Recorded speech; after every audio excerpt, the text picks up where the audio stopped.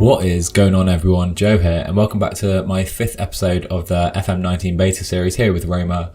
And like the last episode, we start this one with some Pastore injury news. However, this time it's a lot worse. He's out for 4 to 5 months with a damaged Achilles tendon, and that's going to put him out until around March next season. But anyway, let's take a look at how we've done since the last episode. So we start with a 3-1 win at home to Parma, a good result. We were made to work for it though. As you see, Pastore there opens the scoring with a lovely goal, I must say, 20 yards out, and that was 23rd minute, and we were dominating the game really. However, De Rossi gives the ball away and they counter us here with Inglesi, and he puts it past Olsen to equalise, and we really had to push for a winner, and we were struggling to break through. So I took a gamble and brought on the youngster Zaniolo, who we signed from Inter Milan, and he comes up with this in the 81st minute to give us the 2-1 lead, and I was going crazy at this point. And then just a few minutes later, Pastore lays it to Pellegrini, to Zaniolo, and he scores again. 2 goals for the youngster, obviously delighted with his impact in this game. And following that, we came up with a 5-1 win at home to Spal, Dzeko opening the scoring as you see here. A very straightforward game. Not much to say about this, to be honest, apart from we were by far the best team, as you would expect at home to Spal. No real issues for us here as Schick gets the second goal there. And we're cruising to victory already in the first half. Perotti has it on that far hand side of the pitch, and Cristante adds to our lead, 3-0 in the 37th minute. Moving on to the second half, Santon whips the ball into Edin Dzeko, who heads away nicely. Nice to get him going really, Edin Dzeko. He's had a very slow start to the season, so for him to get a few goals in this game is really pleasing. So next, we were again at the Olimpico, this time against AEK Athens in the Champions League.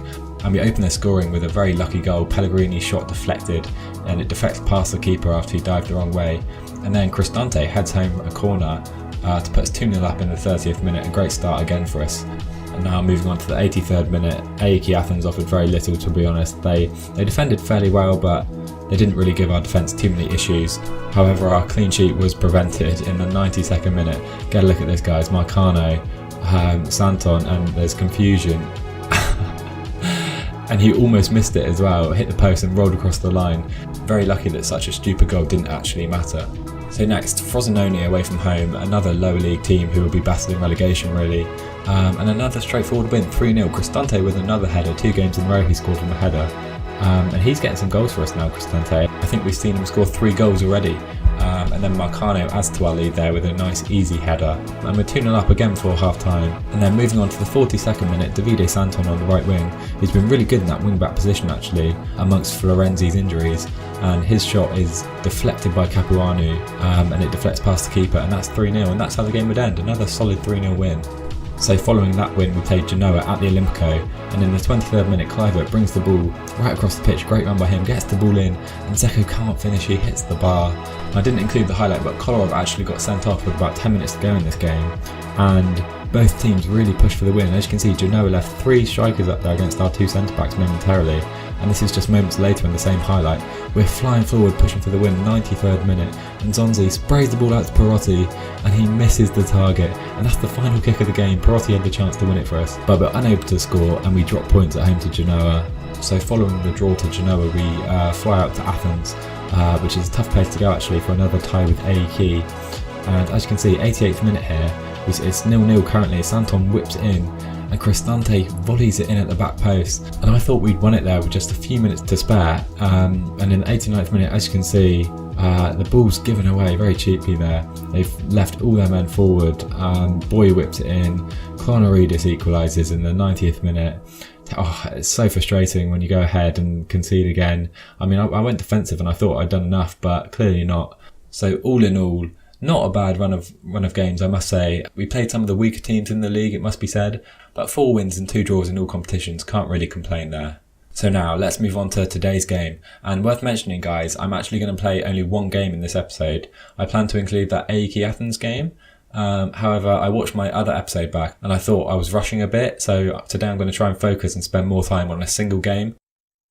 And of course, we will be playing the old lady, Juventus. And if we take a look at the league table down there, they've played 11, won 10, drawn 1, goal difference of 28. They look fairly unbeatable, to be fair. I mean, we've stuck with them. We're only 2 points behind them currently. However, this is going to be a very tough task, to say the least. So let's take a quick look at some of their main players. Paulo Dybala, of course. He scored more goals than he has played games so far this season. He's going to be very tough to stop. Mario Mandzukic has also scored a ton of goals, over 10 goals so far this season in the league. However, he will miss today's game. He's injured, so we don't have to deal with him today. And of course, we'll have to take a quick look at Cristiano Ronaldo, who hasn't quite been in the goal-scoring form of Mandzukic or Dybala, but we all know what this man is capable of. So let's take a look at the starting lineups. Wozniak, Szczesny in goal for Juventus, with Cancelo, Bonucci, Chiellini and Sandro across the back four. Matuidi and Khedira hold the midfield together, with Bernardeschi, Dybala and Douglas Costa across the front three, with Cristiano Ronaldo leading the line. And for Roma, Robin Olsen starts in goal, Davide Santon, Fabio Fazio, Manolas and Juan Jesus across the back four. And Nzonzi and De Rossi will sit with Cristante pushing on slightly, and Patrick Schick and El Shaarawy will start in the wings with Edin Dzeko up front. So it goes without saying, we're expecting a very tough game today. If we take anything, it'll be a bonus, really. So we've been playing some nice football so far this season, and I'm not going to try and change it too much this game. I'm going to try and dominate the ball, but hopefully with those two holding midfielders in Nzonzi and De Rossi, we don't allow Juventus too many chances. So the game gets underway, and obviously it's going to be so important to try and not lose this game. 5 points even at this stage is going to be tough to make up on Juventus, because they seem like they're beating every lower league team so comfortably. And okay, that's not how we had planned to start. Bernardeschi scores in the first 30 seconds of the game. It was Douglas Costa with the assist. We haven't even touched the ball yet. Unbelievable start for Juventus. Dybala brung the ball forward. He was actually tackled, but Douglas Costa brings down the win. Davide Santon doesn't get close enough to him, and Bernardeschi heads home ahead of Juan Jesus at the back post. And Juventus go 1-0 up. Oh my word, 25 seconds I think it took for that goal to go in. And as you can see, another blow just 8 minutes in. Patrick Schick picks up an injury, so we're going to have to bring on Under on there. I was kind of torn between Under and Schick in that position to start the game, but Schick's been in such good form, scoring so many goals so far this season. I decided to give him a chance out there. So yeah, we've got more of the ball at the moment, 61%, as we move into the 90th minute, but we're really not creating much. What can El Shaarawy create here? Here we go. I mean, he's absolutely surrounded in Juventus players. It's not working right now, what we're going for. And they give the ball to Douglas Costa, and here he goes. He attacks our wing back. Look at him carry the ball. Look how quick he is on the ball. Unbelievable stuff. Manolas actually cleared that against Nzonzi, I believe, but nothing will come in the corner. But Douglas Costa looks so dangerous out there. As now we move on to the 24th minute. Douglas Costa with the corner, whips it in. Bonucci, and Juan Jesus clears it off the line. Chiellini will pick it up. What an important clearance that was from Juan Jesus. Juventus still attacking there. Can they create anything? It looks like we've pushed them out and cleared well. But boy oh boy, that was almost 2-0 inside 25 minutes. And 26 minutes gone, we still only have one shot. We've had 56% possession. Here we are. What can we create now though? But Alexandro intercepts. And now we're caught out of position. Juventus definitely playing some counter-attacking football here. Sandro whips it in. Ronaldo, he heads just wide. And that was another decent chance, especially for a man of Ronaldo's class. So now into the 32nd minute, and it's headed over again by Ronaldo. But we've still only had one shot and not even hit the target yet, so we're really not creating anything at the moment. Chiellini, Bonucci, oh my word. Juventus should probably be 2-0 up at this point. We're really just clinging on here to the 1-0 deficit. And half-time arrives, and boy oh boy, we have needed it. 7 shots to 1. They've just hit the target the once, but they've had some really good chances and should probably have tested Olsen more than they have. And yeah, 53% possession. We've had slightly more of the ball, but we are just creating absolutely nothing. They're defending so well. So we're definitely going to try and change it up at half time, I think. I'm going to let the boys know as well, of course, that they need to do better than that in the second half. So here's what I'm going to do. This is what we played in the first half. And this is what I've basically gone for, a 4-1-4-1. And hopefully the wingers can kind of help out defensively a bit more in this formation. I mean, Dzeko is probably going to be quite isolated up there. We're just going to hope he can hold the ball up and bring Under and Cristante especially into play. We're also going to try and play a bit wider on the ball. Hopefully we can stretch them out a bit playing this way. So yeah, I'm not sure how well this is going to work, but what we're doing at the moment isn't working at all. So this is definitely worth a go. You may also have noticed that we have 5 yellow cards at half time, so I had to take us off, get stuck in as well. But on the bright side, we're still only 1-0 down, and here we are with Under, cuts inside. What can he create here? He's cutting in, he looks dangerous on the ball. Dzeko holds it up nicely, De Rossi and Cristante on the ball now. But that is just not what we're looking for. Shots like that, wasted chance really. 48th minute now, Perotti looking dangerous, but it's a terrible pass, gives it away to Douglas Costa, and look at him carry the ball. Santon just about tackles him, but the ball's going to go out for a corner. I mean, Douglas Costa is so quick and agile on the ball, it's unbelievable. So with the resulting corner, Costa whips it in. Ronaldo heads it down, Fazio clears, and Zonzi brings the ball clear now. And do we have a chance to counter? We've got a man over on the left. Can Dzeko spot him? I mean, it's a tough pass to make, and he hasn't made it. Matuidi gets the tackle in, and Juventus have the ball back coming back at us. So Douglas Costa now into Dybala. I mean, there's not too many men forward Juventus. I hope we can deal with it. Gives it to Ronaldo. Creates some space for himself, and Olsen holds it. Fairly tame effort in the end for Ronaldo on his weaker side. Into the 50th minute now, Douglas Costa picks it up inside his own half, and none of our players can get near him. They're scared to get a tackle in, and Santon eventually does it, but it's another corner. He took that 2/3 of the length of the pitch easily. Unbelievable. He's having some game today. And the resulting corner doesn't come to much. Olsen punches clear. But that is the end of that attack for Juventus, and we win the ball back. Into the 52nd minute now, can we create anything? Dzeko into Perotti, De Rossi into Cristante. We're working it quite nicely, but there's no space at all to work in. Juventus defence is structured so nicely, we're really struggling to tear them apart. Under on the ball, and he's tackled by Sandro, and Santon's rushed forward, and Costa's running at him now. Can Santon get back at Douglas Costa? He dives in, Douglas Costa drives past him, Douglas Costa, and it's 2-0 Juventus.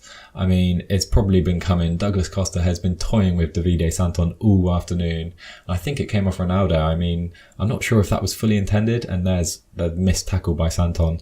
Douglas Costa has played unbelievably today. And is it me, or did Ronaldo not intend to kick that? Or was that intended for Dybala or something? But, I mean, it's going to take something special now. 2-0 Juventus in the 55th minute. We're really struggling to create chances, but Cristante on the ball now, one back, but Nzonzi wings it back into Dzeko. There's a man over, and oh my word, when I saw this I was so frustrated, because I'm going to take this back and have a look at it. Under on the top, he's in behind Alexandro here, and Dzeko just needs to spray that pass out, and Under is in on goal. I mean, Sandro is obviously very quick, and he's coming back at Under, but I think Dzeko could maybe make that pass, and Under could have been in on goal. Certainly the better option than having a shot from there. Very frustrating there as we move into the 59th minute. De Rossi out to Santon. What can we create? Cristante knocks it down for Under, and we get a shot on target in the 59th minute. It finally happens, but it's a tame effort really, easily held by Szczesny, and Manolas gives it away now. 67th minute. Cuadrado is now on, and Juan Jesus has fouled him. He's on a yellow. We all know what's coming. Juan Jesus has got sent off here. We're down to 10 men. We're 2-0 down away at Juventus. And this game is all but over now, really. So this is what we're going to play for the final 25 minutes or so. I mean, I don't know what else I can do here, to be honest. So we now move on to the 72nd minute. Still 2-0 Juve. Costa into Chiellini. Matuidi now.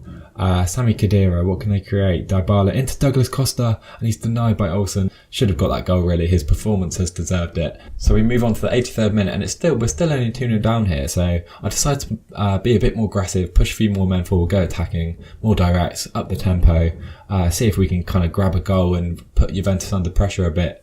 As we move on to the 86th minute now, Alexandro with the ball, crossed into Ronaldo, back to Pjanic, the substitute, and Emre Can, the other substitute, scores the goal. End of the game, 87 minutes, it's 3-0 Juventus. We're just going to go cautious and see the game out from here.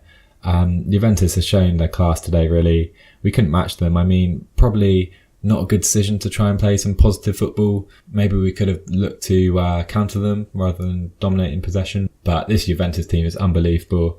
I mean, they've got players like Dybala and Ronaldo, Pjanic, and they didn't even impact the game massively today. It was Douglas Costa who was unbelievable. He absolutely ripped our defence apart all game long, and they deservedly win. And to make matters worse, Patrick Schick is out for 2 to 3 weeks with that injury he picked up at the beginning of the game. But anyway, let's take a look at the updated league table. Juventus go to 34 points out of a possible 36. Lazio are only 3 points behind. They've had a really good start to the season. We dropped to third after that defeat, but still only 5 points behind Juventus.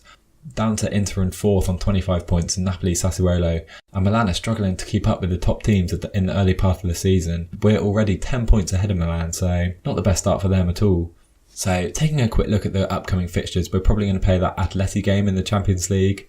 and then we may possibly play Inter and Napoli as well. However, I think I prefer just playing one game per episode for now, where I can kind of explain my thinking and be more analytical perhaps. I think that's the way to go moving forward. So guys, I hope you enjoyed this video. Drop a like and a sub if you did. Comment down below, let me know what you thought, and I'll see you guys in the next one.